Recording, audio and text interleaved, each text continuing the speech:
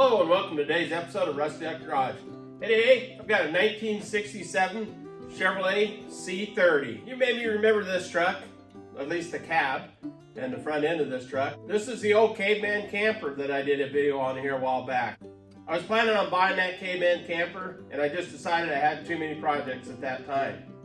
So a friend of mine brought the old Caveman motorhome and took it to Coos Bay, Oregon. His friend drove the motorhome from Dayton, Oregon to Coos Bay on the old rotten tires with the 292 six-cylinder that was in it, all the way to Coos Bay. On his way down there in Depot Bay, he actually got stopped for speeding. It made it there. How? I don't know. But when he got the truck there, they decided that they would dismantle the motorhome. They took an excavator and crunched up the motorhome that was on the back of this thing down to the bare frame. And then they decided to go ahead and pull the cab and the front sheet metal and the hood and everything off of the C30 chassis so somebody could put it on a C10 chassis. Now my friend, he had bought a frame, a short bed frame, and he'd also bought a short bed bed floor for it. But the shop that he had, he sold it and was moving and just didn't need another project. So that's where I came in.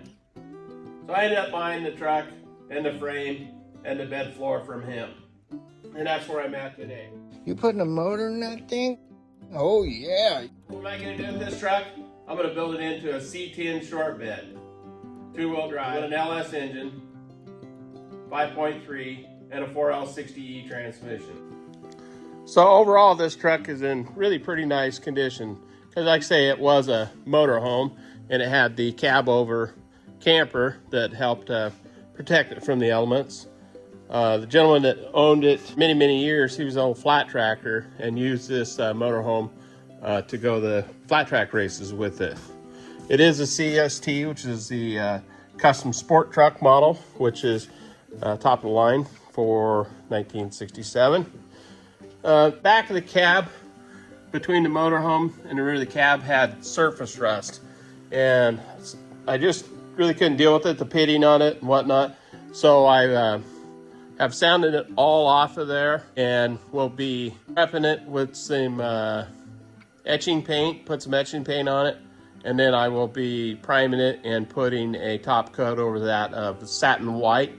And it really is kind of a temporary deal just to protect it.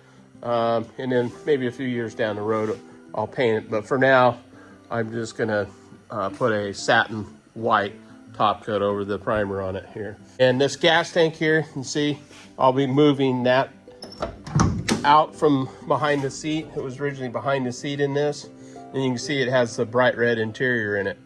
And this truck has a in-dash tachometer. Pretty cool. Pretty original. They did put an aftermarket radio in there, but I have a radio delete plate that I'll probably put in there. And you can see that the custom sport truck had the pedals with the trim around them in a really nice condition. And it made me wonder if the mileage was actually 8,000 miles, because it's a motorhome. They really don't get driven that much. But I did find this door sticker here, an old door sticker, and I don't have my glasses on, from 1986. And at that time, the truck had more than 8,000 miles on it. So obviously the truck is 108,000 miles on it, which doesn't really matter. It's just kind of wanting to know the history of it. The other things I did, I'm, like I said, planning on removing the tank out from behind the seat. And if I lift this carpet up, the tank is back there. But here's what's pretty cool. The factory build sheet for this truck is on the tank there. It's still there. Get my glasses out here. And this truck was sold to Earl Hartman Company in Silverton, Oregon, brand new. And I assume it went from there to Caveman Camper in Grants Pass, Oregon, where the camper was installed on the back of it. But that's kind of neat to see. That's only 35 miles or so from us here, Silverton, Oregon there. This truck was built at the Fremont plant, you can see here. But the build sheet is in incredible shape. Very nice shape there. You see it has the tinted window, the bucket seats and console, Lux heater, right hand, the sun visor is a right-hand one. That is an option. Heavy-duty springs, 292 six-cylinder engine, etc. Nothing special there. But it did have the red bucket seats, which is kind of cool. But I will be removing this tank out of here. Just notice this little tag here in the corner here, and it says something Bentley, but red, March 28, 1967. So I don't know if I can find the build date on here, but I'm sure it's on there somewhere, but I don't see it at this time. But it looks like March 28, 1967 for that. When I removed the seats out of here, the driver's side slides back and forth, but the passenger side is fixed. And the seat was back against the wall here, tight. You can see where it's faded here, where the sun would hit it, and the seat was here. And this was in here, just like that. And it's Shoot Safe Darts, Shotgun Sam, $3.95, made in Hong Kong. I don't know how long that's been there, but it's been there quite a while there. Thought that was kind of cool there. But overall, the truck is in pretty nice shape. It was a manual trans. I will be putting an automatic in it. And this is the red bucket seats and console that were in the motorhome originally. And very good condition, especially with the 108,000 miles on it. And this is what they consider the console here. And you can see it's just stuff full of all kinds of old bulbs and miscellaneous stuff that they used in the motorhome over the years. But it's overall in very good condition, and I do not plan on changing those out. Man. Whoa, man. Oh, dang. Man, shit, look at that. This thing's something, man. Oh, shit. Man. People ask me, man, Bradley, what are you doing, man? I said, man, I'm just taking wrenches and just throwing them on the ground. Shit. You putting a motor in that thing? Oh, yeah. You gonna put a Ford in it? Nah, I ain't gonna put a Ford in it. Man, no, we ain't put that in. Oh, no. Well, I probably should put the Ford. Oh, no. No, shit, man.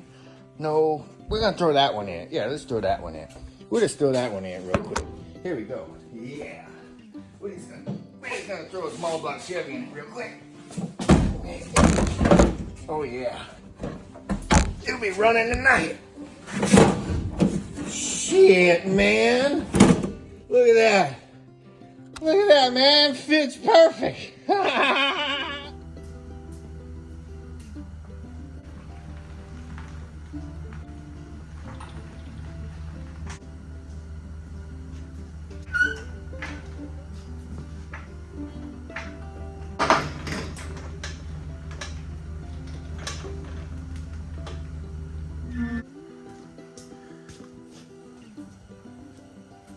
All right, we got our 5.3 LS engine, and we pulled off the pickup mounts. This engine came out of a 1999 or 2000 Chevrolet half-ton two-wheel drive truck. So it has the 4L60 two-wheel drive transmission. But the mounts don't work with the mounts that I have on the frame. These are 98 Camaro, 5.7 LS, Firebird, same thing, engine mounts. Appear to be the same right and left, and they only appear to go on one way.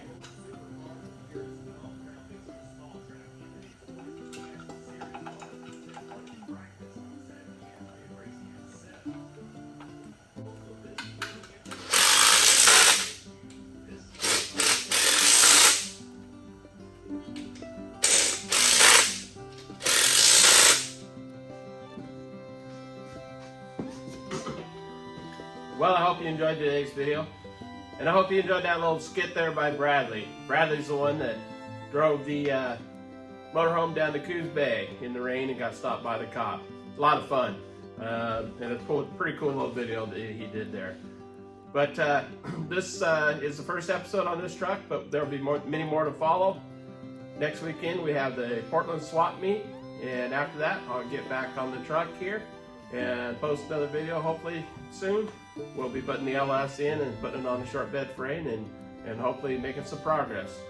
And it really helps out if you hit that like, share, and subscribe button, and we'll catch you next time at Rusty Duck Garage. What's going on, John?